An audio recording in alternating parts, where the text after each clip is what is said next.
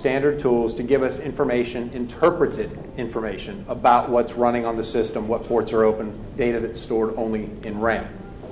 NetStat is the standard method of extracting information about the ports that are open and active. Task list, or the PS command on the Unix side of the house, this is the standard method of extracting information about the processes that are running within the system.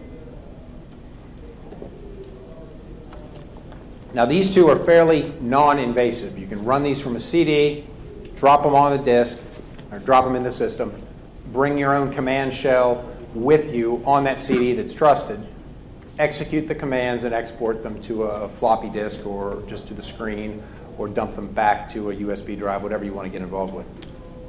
And then this will provide you with the information as to what the system was doing at the time. Now, if you want to get a little more invasive but also get more information out, tools like WinAudit, which is available on the Helix Instant Response CD, or Process Monitor, the old System Terminals tool. It used to be RegMon and FileMon. Now they've just got ProcMon.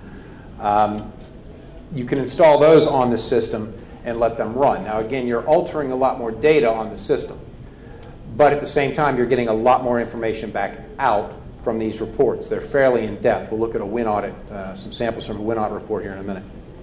Now, those, again, are not going to give you a full dump of the memory. They're just going to give you some information about what is going on that system. And then you can wade through it relatively easily through a report. The other option is to dump the entire contents of the RAM, dump it to an image file, and then analyze it offline.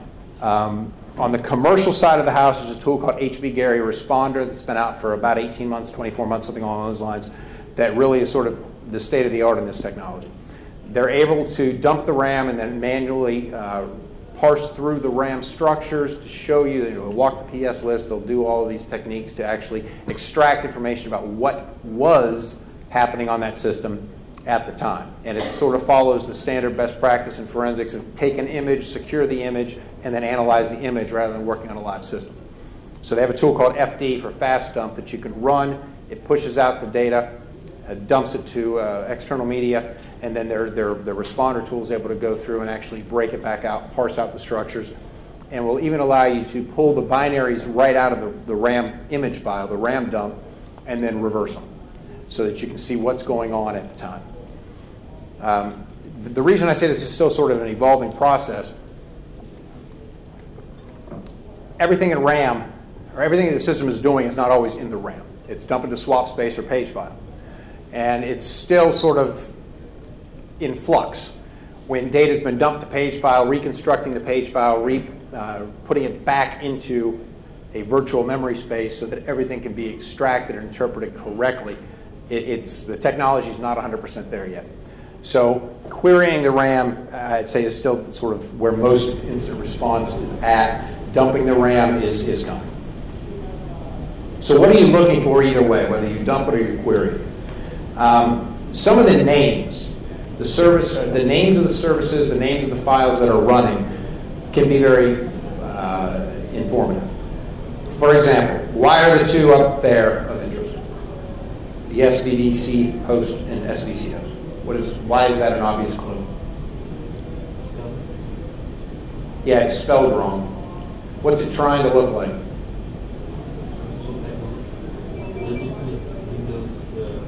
Yeah, a legitimate Windows process, which is spelled SVC host, singular. What does SVC host do?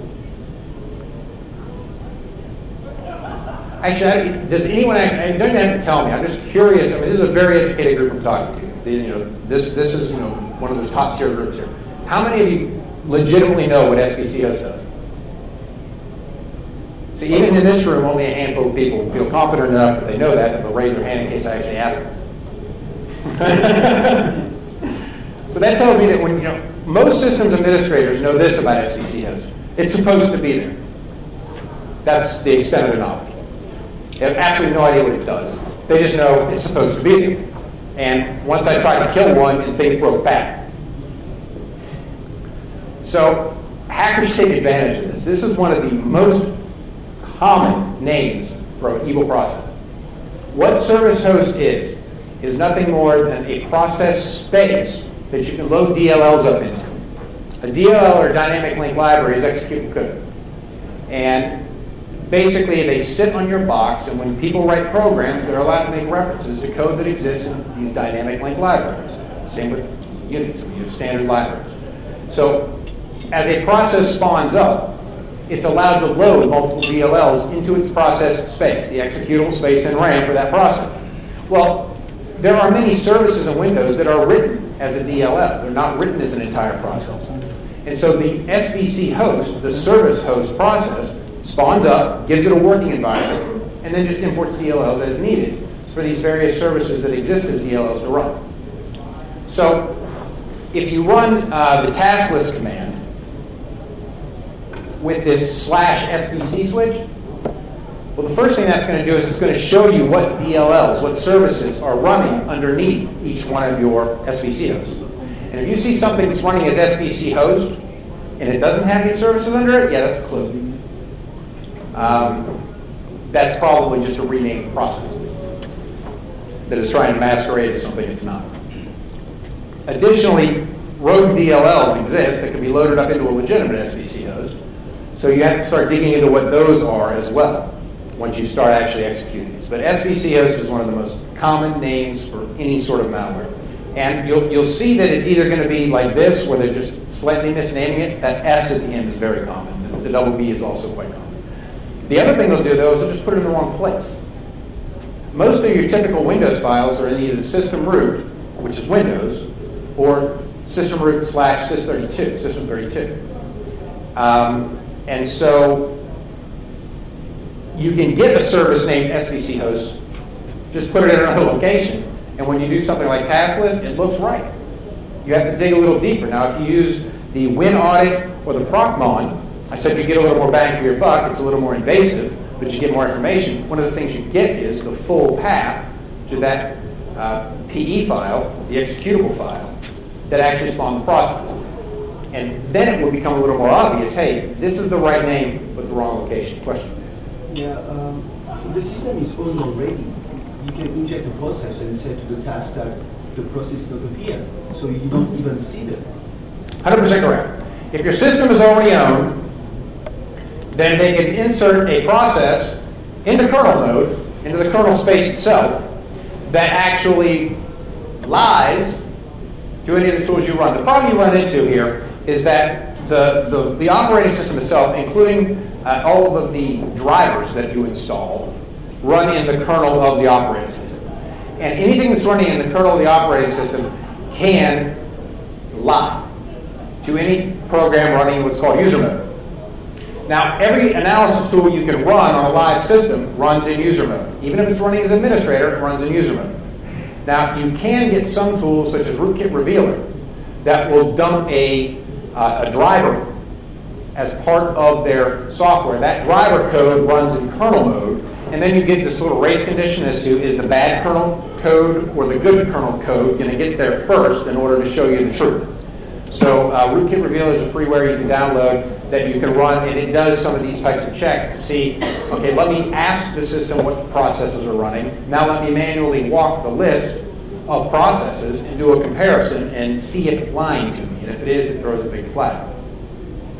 But, and this is another one of those things that you go into install software, and it says this driver is unsigned, and you say, I don't care, I just bought this printer. Install. Well, the reason that Microsoft bothers to do this driver signing thing is every single driver runs in kernel mode. So whatever code you just said, yeah, go ahead, is running in the kernel of your operating system. It's like adding a module to a Unix system. So when you add something as a kernel module, you're giving it extreme control over your system. It's able to lie to any analysis tools you're using that are run in user mode, and it can get fairly ugly very quickly.